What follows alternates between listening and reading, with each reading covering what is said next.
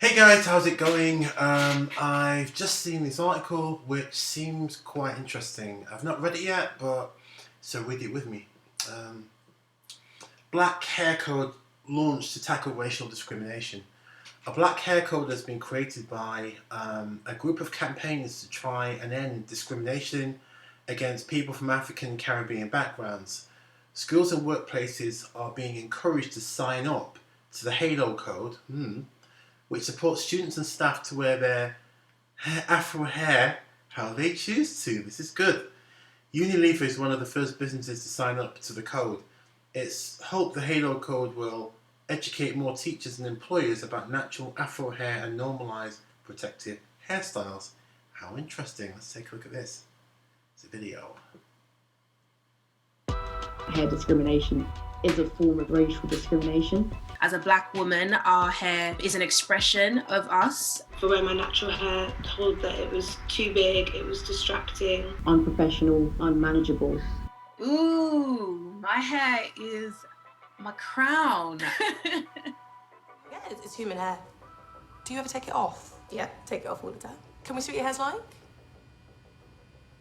Maybe not now, but another day, so I can prepare it.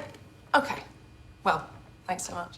Starting off in my career, there was always an issue with having adequate hair care for black hair, black and afro hair. I found that a lot of the hair and makeup people were not trained with black hair, so they really didn't know what to do and caused a lot of damage to my hair. It can get quite big. It's very frizzy.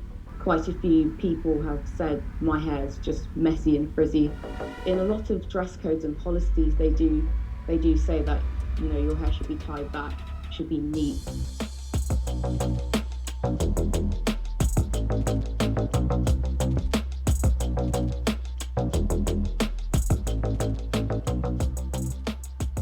It is kind of like a manual, so it does provide you with information based on afro-textured hair, and it informs you why people wear their hair in certain ways. It would provide teachers, head teachers, staff of schools and workplaces as well with information. So for example, wearing dreadlocks or braids.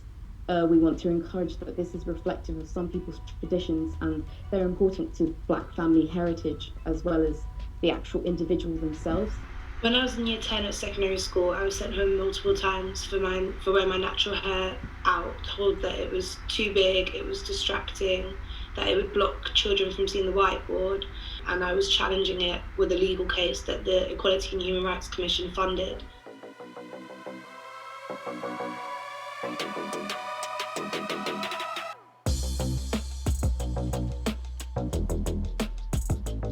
I'm really grateful that this new concept is happening. I think that it's definitely needed in schools and just around everywhere, because people do need to be educated on afro hair, and then things like this will happen a lot less often, and then people also will be able to step in when it does happen to say that's not right. I think the Halo Code should be mandatory, if anything. It does make us uncomfortable, if someone can't express themselves or have their hair in their natural state. Tomorrow I can want a long blonde wig. The day after I can have cane rows, I can have braids, and it's just an expression of myself and how I feel. So I love my hair.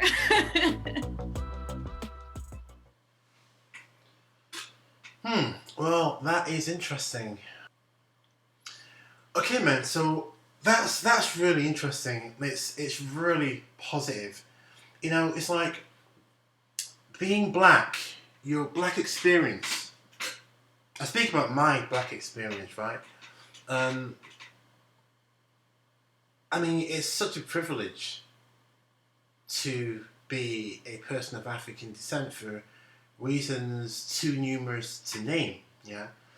But the world is so hostile, yeah? And so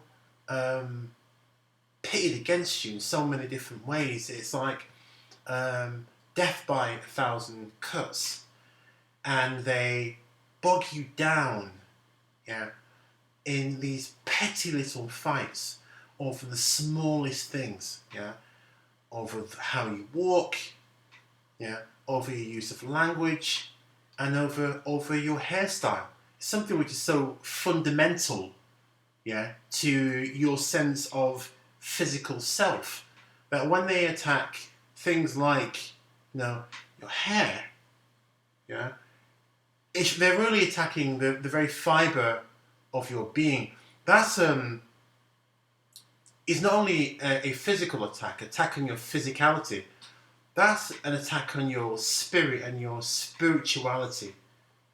You know, it's like attacking, the shape of your lips. You know, it's like attacking that fundamental sense of self, and it's destabilizing. It's a kind of physical gaslighting. Okay, so this Halo code is a terrific idea, and more power to it. Let me Google that now. Actually, let me see what we can see. Let's go. Halo code hair.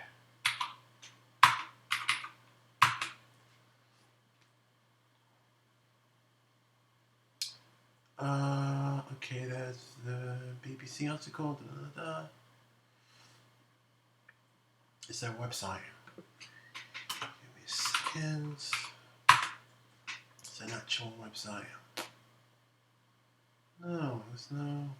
Let's take a look at this other article. Halo code, blah blah blah blah blah. It's getting press, at least. The Halo code is UK's first black hair code for schools and workplaces. It's awesome. Here's why it's needed. Where is... Okay, it's work of the Halo Collective. Let's see what we've got here. Halo Collective. We're building a future without hair discrimination. That's good. We are the black hair revolution. That's good. And this here is... It's like...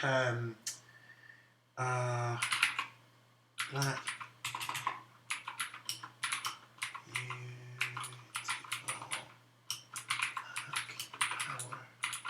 This, in a way, is formalizing, the concepts of black power and black hair, from that emerged out of the 1960s, right? You had all these, you had Muhammad Ali wearing I am the king of the world! Hold it! The Black Panthers and all the rest of that going on. Yeah.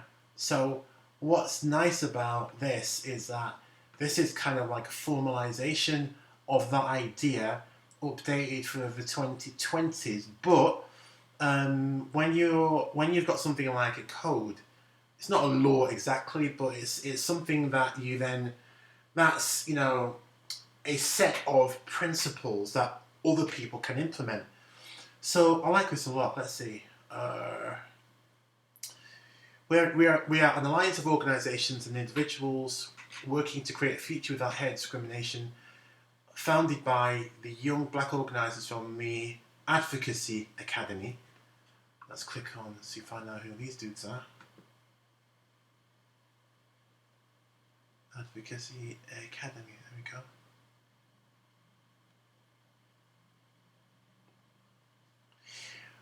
One thing actually that I found unsettling about it, about the film though, was I'm highly suspicious about the lack of black men in it, really. I mean, what was that about?